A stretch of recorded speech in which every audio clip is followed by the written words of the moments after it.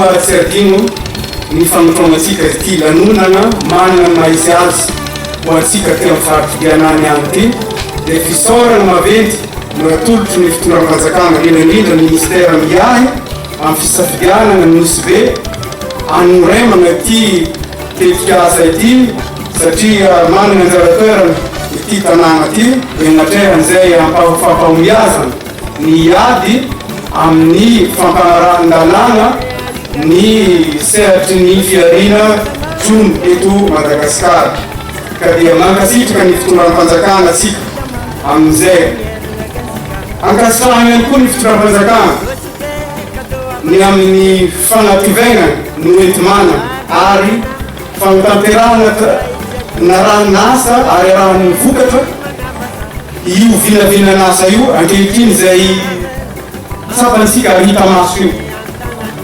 ity ny sambo ny toerana iasana eo ny olombelo miasa teo efa eo zay manaprofo fa ny fitondram-panjakana dia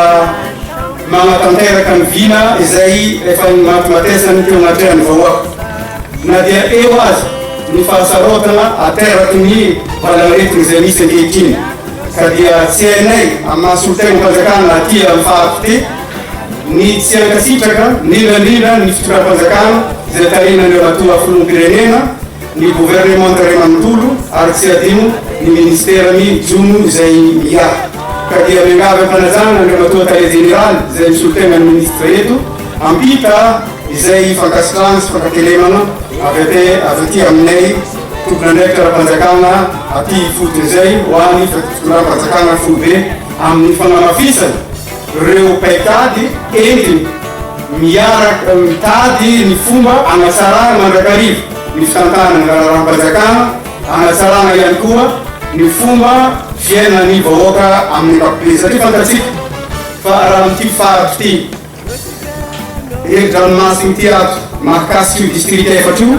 dia maro ireo vahoaka miaigny amin'io sehampiarina Jono io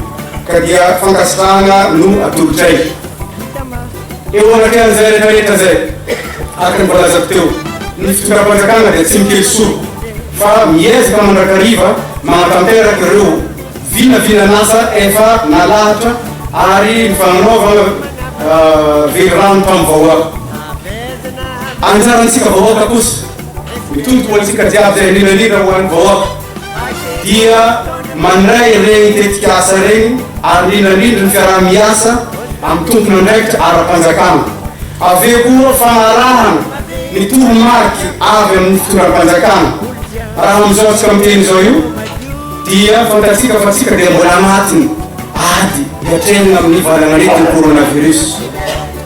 zay nefa dia tsy sakina koa ny tsy hananaovana ireo tetikasa ireo vinavina entiny ampandrosoana ny firenena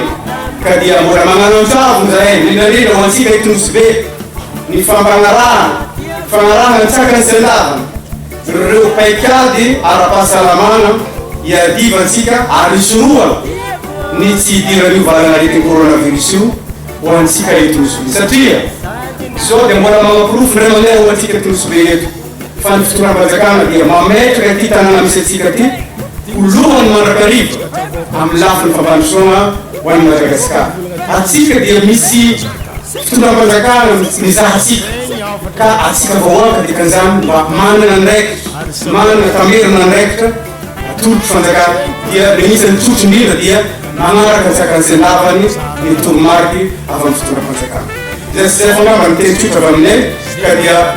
averin'ny indray mandeha ny fankasitrahana ary indrindra fiarahabana atsika aty amin'ny faritra Diana ty atsika amin'ny district efatra nahazo reto fotodrafitrasa ity tetikasa entiny hampandroso atsika ty mankasitraka tompoko vavy ankateliny tompoko